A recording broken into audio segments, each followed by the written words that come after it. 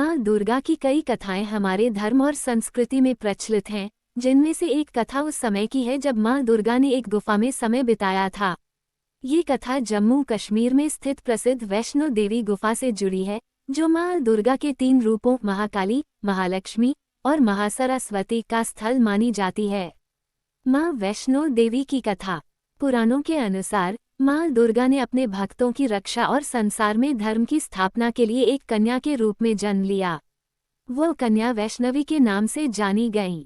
वैष्णवी ने बाल्यकाल से ही भक्ति और तपस्या का मार्ग अपनाया और संसार से दूर रहकर साधना करने लगीं।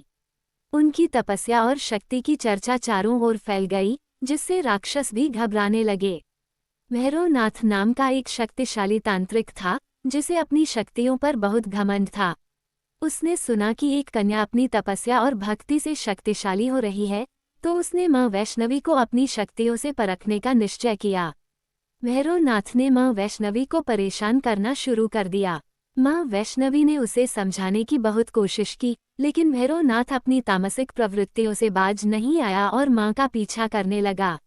अंत में माँ वैष्णवी ने अपनी साधना के लिए त्रिकुट पर्वत की गुफा में शरण ली।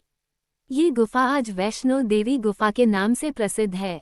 माँ वैष्णवी ने उस गुफा में तपस्या की और वहीं पर अपने 3 रूपों महाकाली, महालक्ष्मी और महासरस्वती का प्रकट किया। भैरवनाथ ने माँ को गुफा में भी परेशान करने की कोशिश की, लेकिन माँ ने अपने दिव्य रूप में प्रकट होकर उसका वध कर दिया। भैरवनाथ का सिर गुफा से दूर कटकर गिरा, जहाँ आज भैरव मंदिर स्थित है।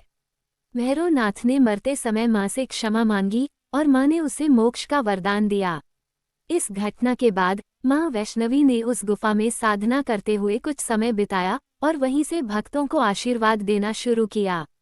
कहा जाता है कि जो भी श्रद्धालु माँ की सच्चे मन से आराधना करते हैं और इस पवित्र गुफा के दर्शन करते हैं, उनकी सभी मनोकामनाएं पूर्ण होती हैं।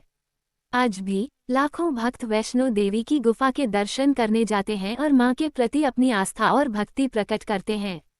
माँ की यह गुफा आस्था, शक्ति और धर्म का प्रतीक है, जहाँ माँ दुर्गा ने अपने भक्तों की रक्षा और संसार में धर्म की स्थापना के लिए समय बिताया था।